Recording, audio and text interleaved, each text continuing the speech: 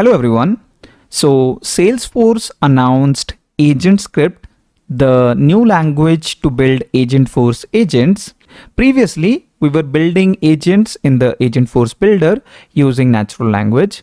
Now we will be building agents in the new AgentForce Builder using a hybrid approach.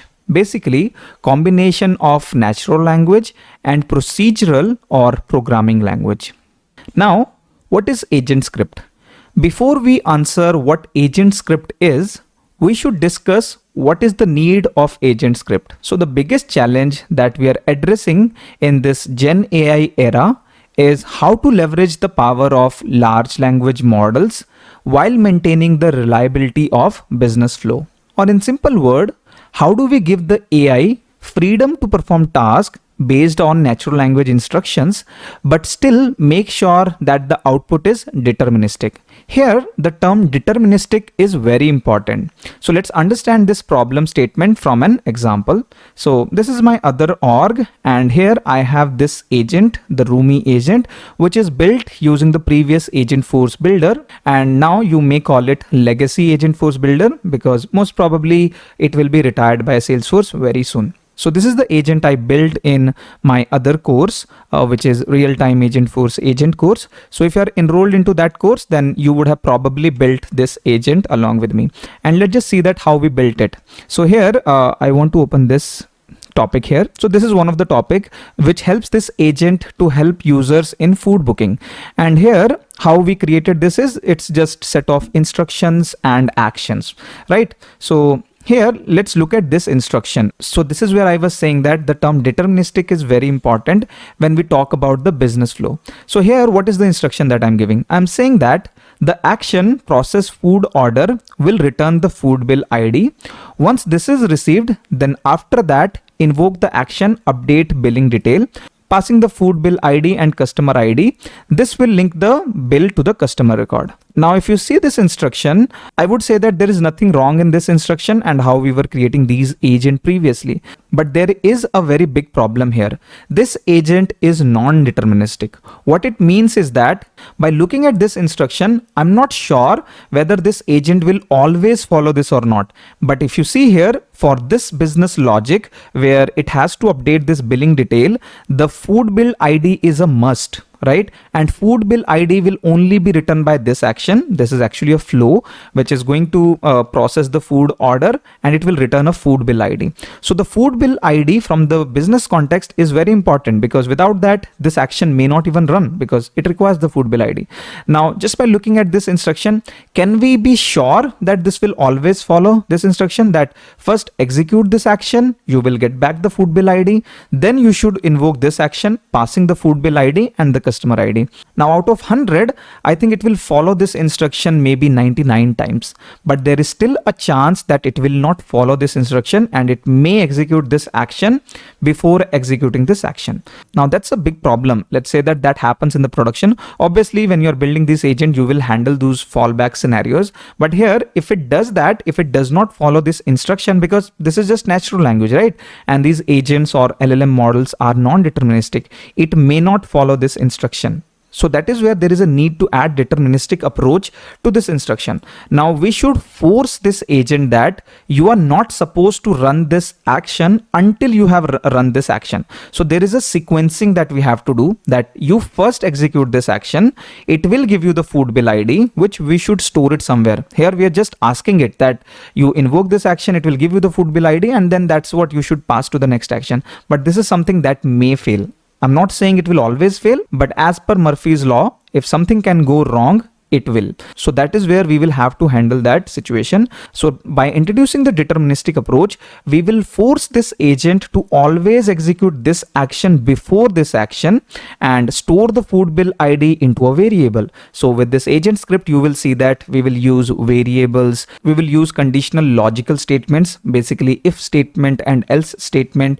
We will use the chaining of action where we will force the agent to run action in the sequence. So for this instruction, that is what we have to do. We should run this action first and then we should run this action. So that is something currently not possible in this legacy AgentForce builder, and that is totally up to you. You will have to give the instructions in very detailed manner. Okay, so that is one challenge here. Similarly, if you see this instruction, now I have added one single instruction here, but someone might add multiple instruction here. First one could be, before showing food options, always ask for the customer ID. That is, before showing food options, always ask for the customer ID. Now, if you look at this instruction, before showing food option, always ask for the customer ID. This is actually a if statement in procedural language, right?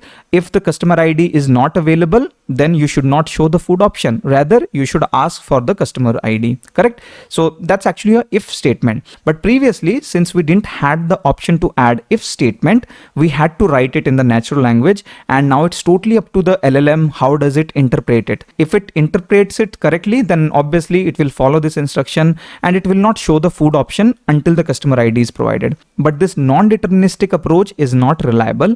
So that is what forced Salesforce to come up with Agent Script, where we will add the deterministic nature to our agent, and it won't be a simple natural language instructions, but it will be a combination, and that is why we are calling it a hybrid reasoning approach, where we will write natural languages plus we will also have the procedural approach, where we will utilize the variables, where we will have conditional statements using if and else block. So that will basically give us more control how our agent will work in the production. Because let's say that you built an agent for a healthcare industry, or maybe for an insurance industry, or for a banking industry. These industries are very critical, and every time you want your agent to perform the activity in same order, even if it makes a mistake one time, that mistake will be very huge. That is where we need to bring the reliability of the business flow, and that is where the agent script come into picture. So let me show you one more instruction, maybe this one. Yeah, so here if you see that if a user asks to book a room, ask the user for basic information. Now here again we are just asking the LLM that this is the instruction you have to follow, but can I guarantee that it will always follow that? Again, yes, out of 100 it will do that 99 times, but we have to take care of that one time where it will not follow this instruction, and that's where you will use the procedural approach. You will put a if condition that if the user details are not available, then first ask for the user detail before going ahead with the booking a room. Okay, I hope you got some idea about the problem statement that we have with the previous approach of building agents. If you have built agent, then you most probably be knowing that how much instruction you will have to add. If your agent is doing something wrong, you will go ahead and you will add one more instruction saying that do not do this. But again, that's not reliable. You can't just keep on adding instruction, but rather you should add conditions. And that is where the agent script comes into picture. So this is how we were building agent previously, and this is how we will build agent now going forward using the agent script in the new AgentForce builder, which is currently beta. Right, so this is the similar agent of that food billing, and here you would have already seen some of the glimpse here. So here I'm saying that I added the procedural statement or a conditional statement here that if the customer name is not available, then you have to ask for the customer name. Okay, if the customer ID is available, then only you should share the customer ID.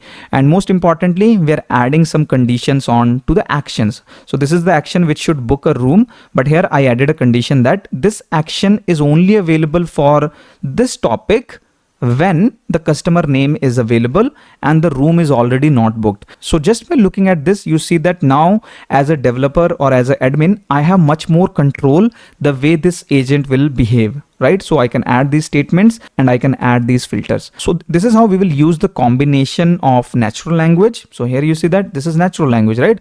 Ask the customer for name, for mobile number and all of that. And we also have procedural approach of adding conditions, adding filters, right, using variables. So here we have the variables. So this is the new way of building agent using agent script. And let's just see the structure of this agent script before we build this agent script from scratch. Obviously, once we do this from scratch, you will get better idea, but I wanted to show you this still here. So first of all, I shouldn't have shown you this big script here. This looks really bad, and it looks like we are moving away from out of the box approach to the coding approach. And yeah, if you notice here, this is basically a YAML structure, but nothing to worry. This is the script that I am currently. We also have canvas now, which means that if you want to build your agents again using the UI or natural language way, you can still do that. But in our course, we will go with the hybrid approach. Something we will create in the canvas and something we will do in the script so that it is easy to build the agent. Now, the first thing is I should have actually shown you canvas because this one is very similar to how we were building agents previously. So let me start here. So first we have the agent detail here. So very similar screen. If you remember, let me duplicate it.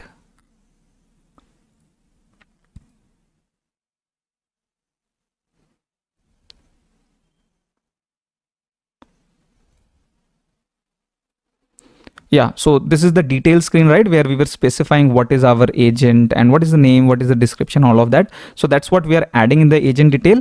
Now this same screen will become config when I switch to the script. So if I switch to the script, you will see that this information is now available in the script language. So it's not necessary that you always have to write the script. You can actually be in a canvas mode and you give these detail, it will automatically be converted into the script format. Now here in the script as well as in the canvas, you will see that when I'm clicking on this, it's just opening that part. But in reality, this entire thing is just one single file. So if I click on this agent definition, then I'm seeing the entire agent script. But if I'm clicking on individual section, then I'm only seeing that particular section. But these are not different files. These are just section of the same file. So this is the entire file and these are the section. So the config section is here. Then I have the system section where we say that what is the message that this agent will give, again the welcome message as well as error. Now again, if we go back to our previous agent, then it is this section, system messages, right? Whatever is our welcome message, whatever is our error message, it's the same. Again, if you want to configure the same, you will add that in the system block. And again, if you don't want to do this in the script format, it's easy to do in the canvas. In the canvas, you will see that we have the welcome message and as well as the error message. Then we have the language. You can specify what is the language your agent will have, very similar to what we have here, the language setting. So all of these sections that you see here, it's very similar here also. You can specify language. And if you see in the script, you have this language. Now, when you see all these three sections, if I open the complete file, then these were the three sections that we just saw, these two as well as this language section, right? Then we have, let's go back to the canvas, we have the topics. So I have this hotel room booking topic. This is the topic and I have the reasoning instructions, and you see that I have this conditional statements here, which is the added advantage. Previously, the way we were creating these instructions were simply natural language and we were just kind of requesting our agents to, invoke this action. But now we have much more control. We can specify that invoke this action. I can actually embed the action into the instruction. So this is much better approach than what was this. So here we were just saying that, just invoke this action. This one, I'm not sure it will follow always. It does follow most of the time, but we can't be 100% reliable that it will always execute this action. But in agent script, when I'm writing this instruction, again, you see this is kind of natural language. So you can write your instruction this way, or you can write in a script way as well. Now you see this topic is open here and this is my reasoning. These are my instructions. So I have instructions and I have actions. So your topic still have the instructions and actions. And again, actions are same. You can have actions. Currently since this new AgentForce Builder is in beta, so you have very limited actions as compared to the legacy builder. So this action is actually a flow, and you see very similar screen how we were creating. So this action is part of this topic. And if I switch to script, then this is my action, book a room. This is the script format of this action. And then connection, how do you connect? How do you deploy this agent to different channel? That's how you will define here. And then finally variable. So this is overall the high level components. If you're not following, or if you're thinking that this is too much, please do not worry. Once we create our first agent in this agent script, and most probably we are not even going to go into the script for our first agent, we will be able to do that in the canvas mode only. So you don't have to worry about how do I remember this syntax, what is this mutable variable and all that, right? So do not worry about it. As a developer, you have the ability to create this from UI as well as you can follow the script as well. So this is the overall introduction of agent script and what is the need of it. I hope you would have got some idea, and if you have already created few agents in the legacy AgentForce Builder, then you would probably see that why this agent script has come up now. Okay, because now it gives me more control the way my agents are going to take decisions. Previously it was non-deterministic. It's just that from my side I can only add instructions. Even though I'm seeing that my agent is not doing something the way it should do, I can only go and add instructions in natural language. But now I have more control. If I'm seeing that my agent is simply invoking some action, like this one, create a customer, it's just invoking it without even checking the detail, without even ensuring that the information is there or not, I can go ahead and I can add a filter saying that this action is only available when the customer name is available and the room booked is not true. Right, I can pass the value. So again, this one I think I should show you here. I was saying that user asked for a book, ask the user for basic information such as name, mobile phone, check-in date, and then I was saying that passing the customer detail, the action will create a customer. So here, this instruction where I'm saying that this action, you have to pass the customer detail. This is too much generic. I'm not sure if my agent understood this or not. But here, if you see that, I'm saying that when you're invoking this action, you have to pass the check-in date as this variable, mobile number as this, name as this, room preference as this. So this is much more controlled. I'm actually specifying what to be passed. So that's how I'm getting more control with this agent script while building my agents. I think we discussed a lot in this lecture. So maybe we'll start creating these agents from the next lecture by understanding the basics.